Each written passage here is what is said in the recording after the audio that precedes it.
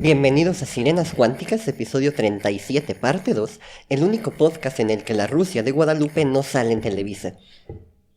¿Sí es Televisa? Por favor, dejen esa parte, no la editen. Está bien. Hoy venimos a seguir con todo esto del conflicto de Rusia y Ucrania. ¿Cuál es el tema específico de hoy?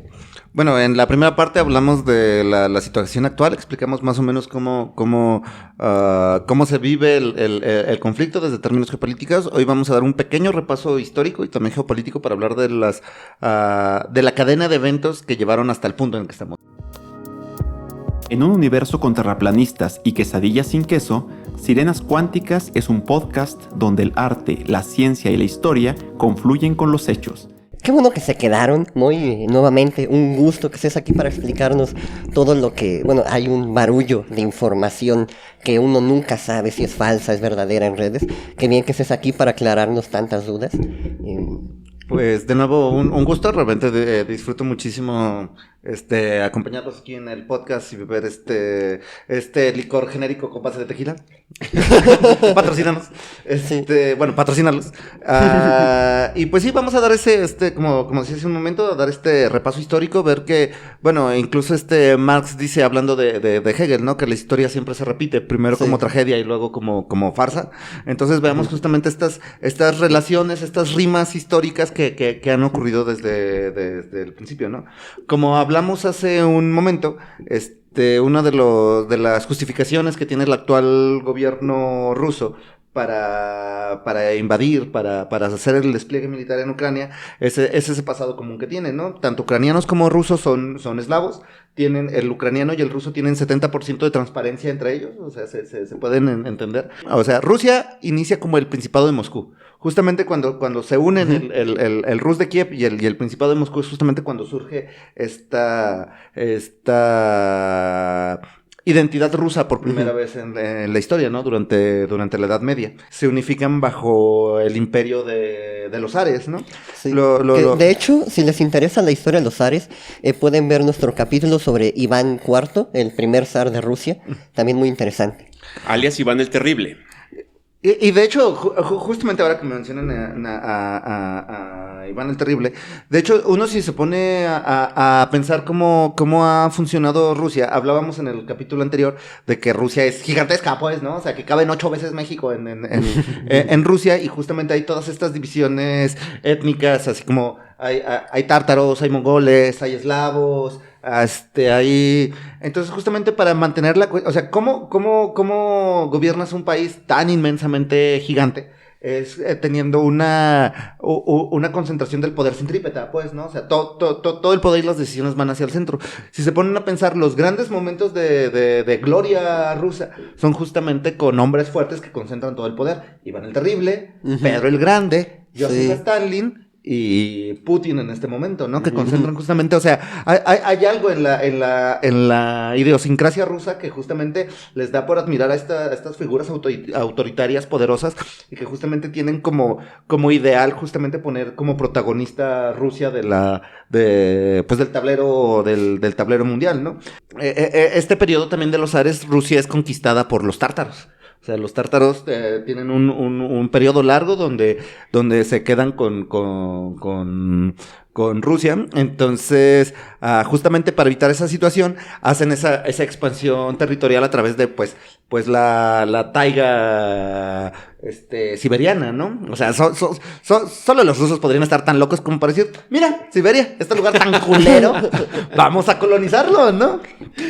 Como todos sabemos, justamente la última dinastía de zares que existen son los Romanov, que justamente son ejecutados cuando la revolución bolchevique, la revolución de octubre, triunfa y se instaura el sistema soviético en Rusia. Justamente aquí es donde podemos ver, bueno, como ya hemos notado en del Rus de Kiev y en el Imperio de los Zares, Ucrania siempre fue como parte de Rusia, ¿no? Más que propiamente un conflicto, siempre hubo una historia cultural identitaria paralela. Cuando la URSS se hace con el poder de toda esta zona de Eurasia, Lenin creo que comete este error que es la semilla de este conflicto que vemos actualmente, que es la de la autodeterminación. Decirle a los países justamente que en vez de que la Unión Soviética es, otra vez, ¿no? Es Unión de Repúblicas Socialistas Soviéticas. No son estados, no son un solo estado, ¿no? Sino son varios federados.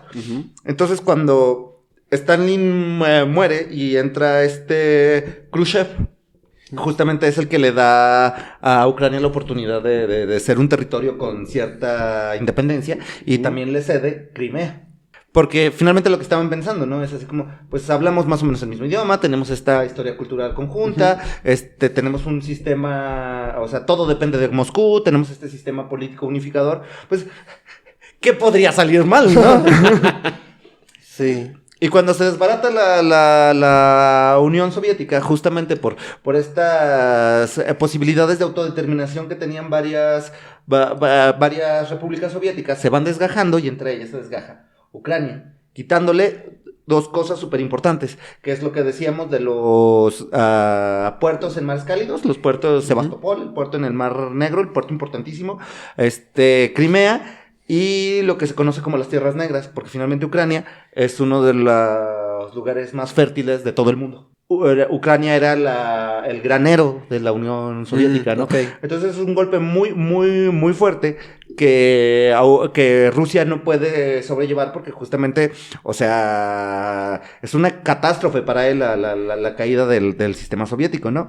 Y todo esto vuelve a tener su giro cuando Putin llega al poder, ¿no? Como les decía, este hombre fuerte, o sea, Putin tiene estos niveles de popularidad porque hay que entender que cuando se desgaja la Unión Soviética, toda esta crisis política, económica, o sea, Rusia es un desmadre, así completamente, ¿no?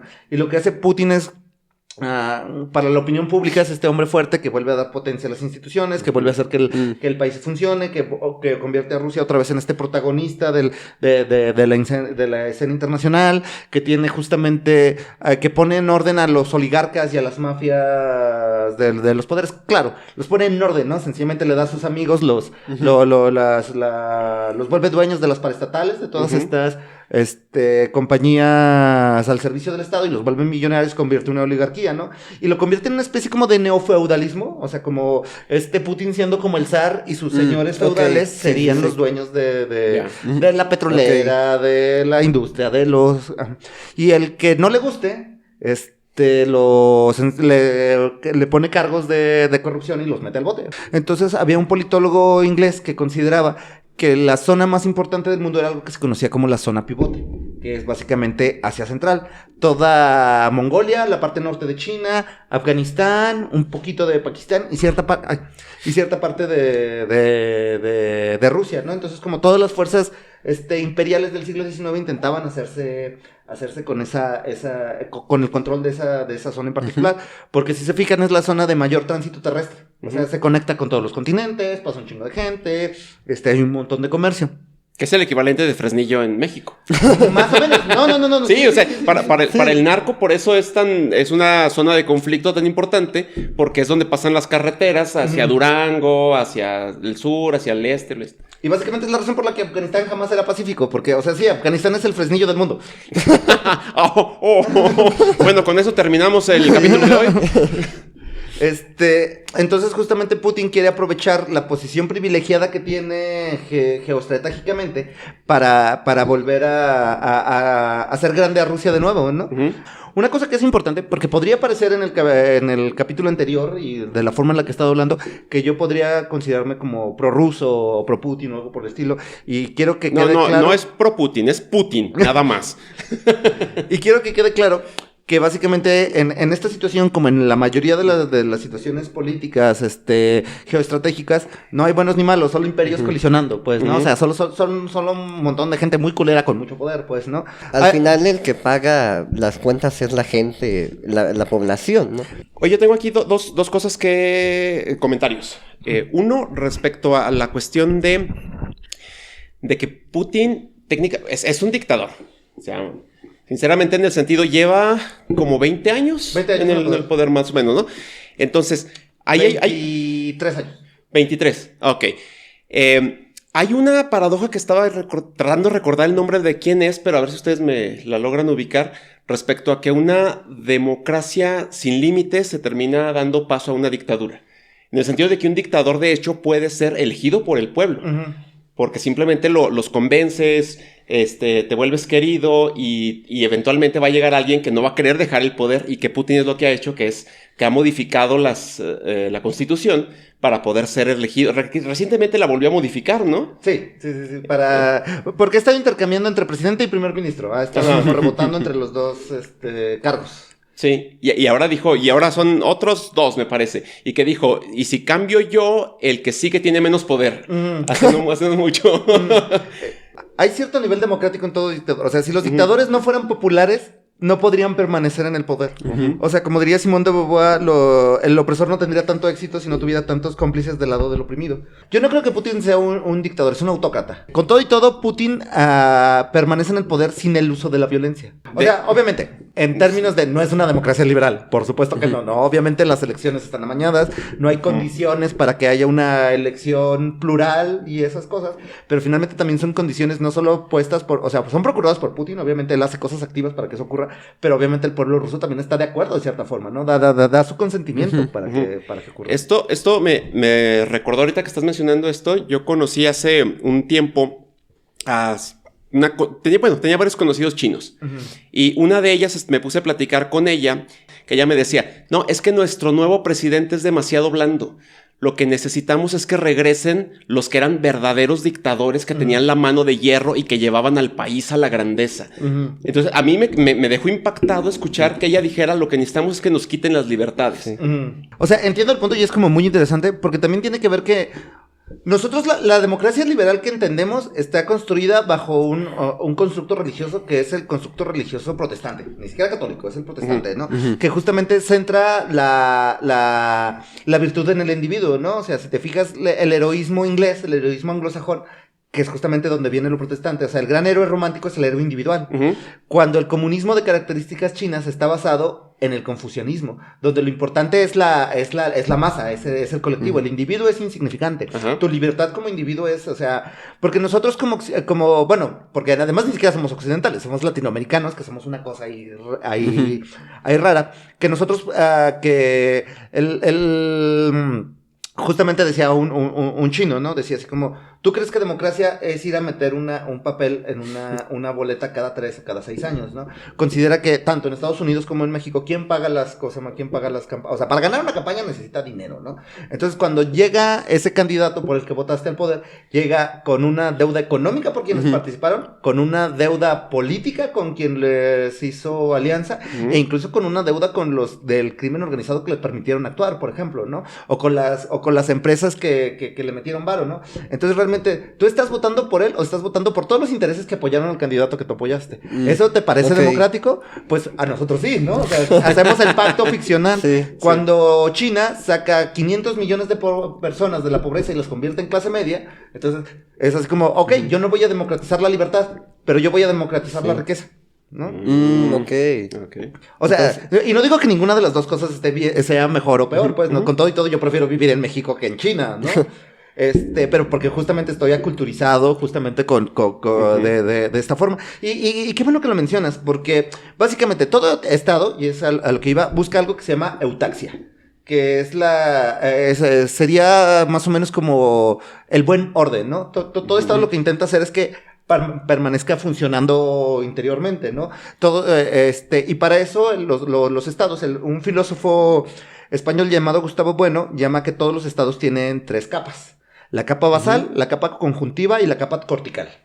La capa basal, digamos que sería como toda la cuestión material, todos los recursos que que dispone ese estado, alimenticios, energéticos, el territorio en el que habita, un río, su orografía, su topografía, todo lo material que sostiene al estado. La capa conjuntiva serían todas las instituciones que lo mantienen funcionando, ¿no? O sea, la capa conjuntiva sería, por ejemplo, el poder legislativo, las instituciones, las escuelas, las religiones que unifican una cultura. Y la capa cortical es todo lo que hace que el Estado funcione hacia el exterior. O sea, su ejército, sus fronteras, la diplomacia, ok. todas las relaciones que tienen con los otros estados. Y estas capas se atraviesan las unas con las otras. Y si te pones a pensar, es más o menos una taxonomía similar al de una célula, ¿no? La capa basal sería de lo que se alimenta, de donde viene la energía de la célula. Ok. La capa conjuntiva sería toda la información interior que hace que esté funcionando, y la capa cortical sería como la membrana de esa célula. El asunto es que todos los estados están constantemente en relación con otros estados.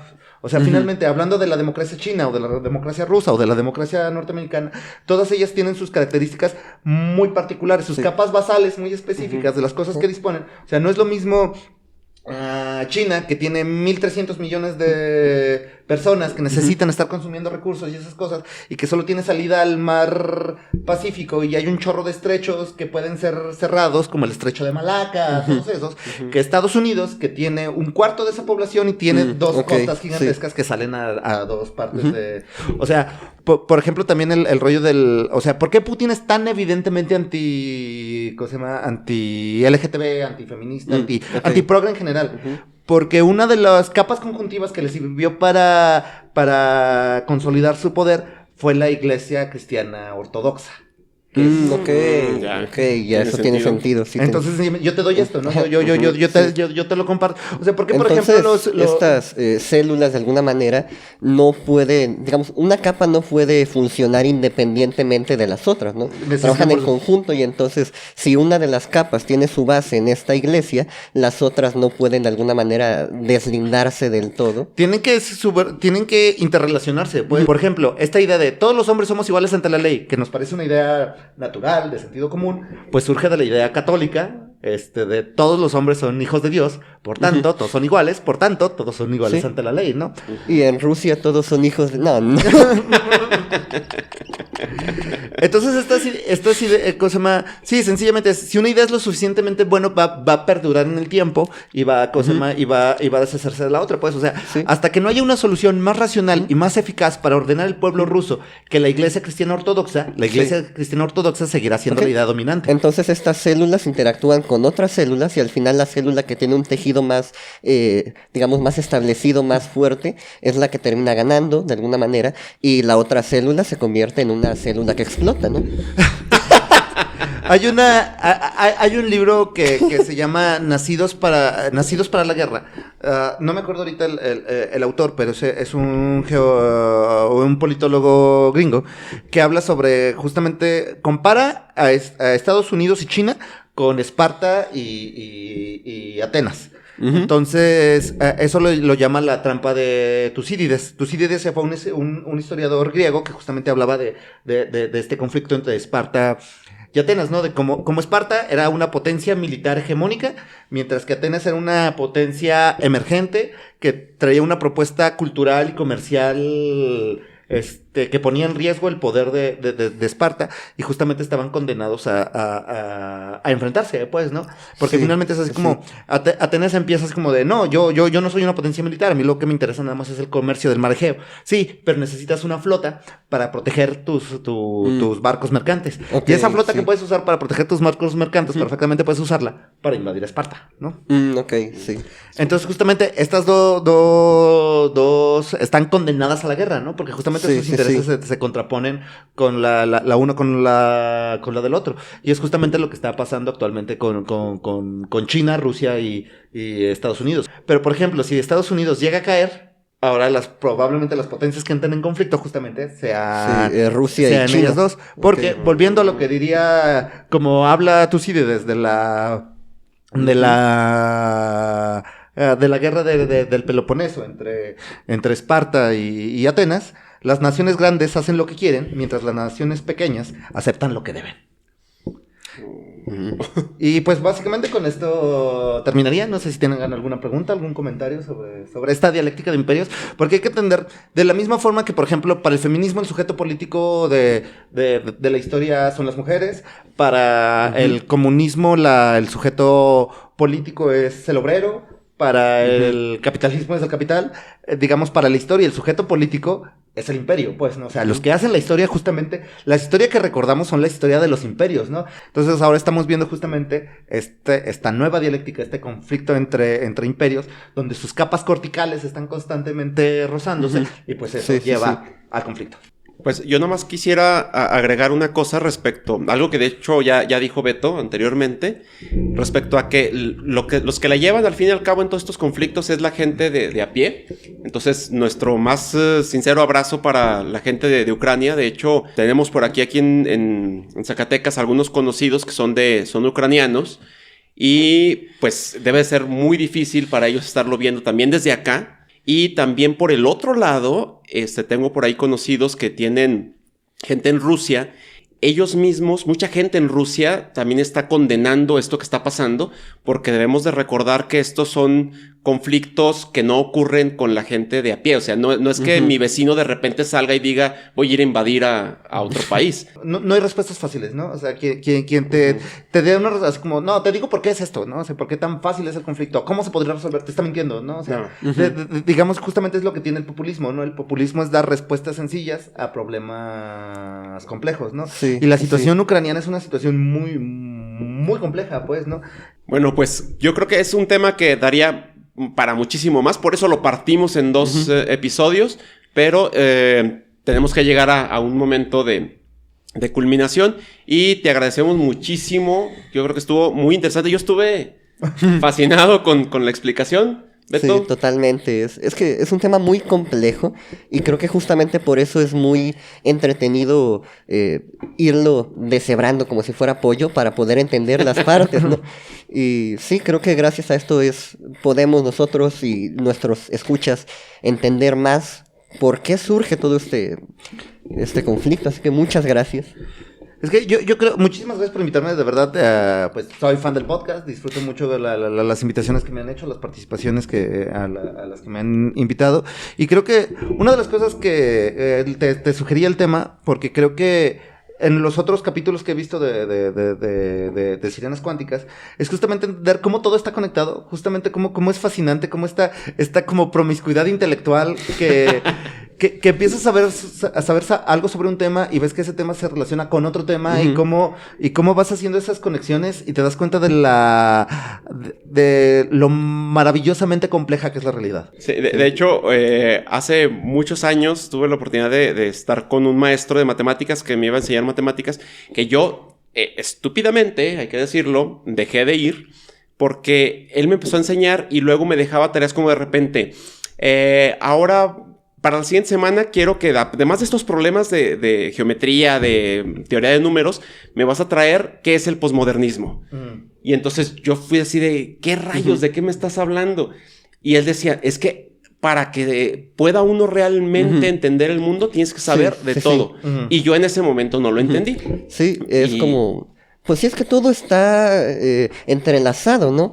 Por ejemplo, en las ciencias, en las filosofías, no es que la ciencia biológica sea una cosa totalmente distinta a la ciencia química, ¿no? Ambas tienen partes en las que confluyen, porque todo está entrelazado, ¿no?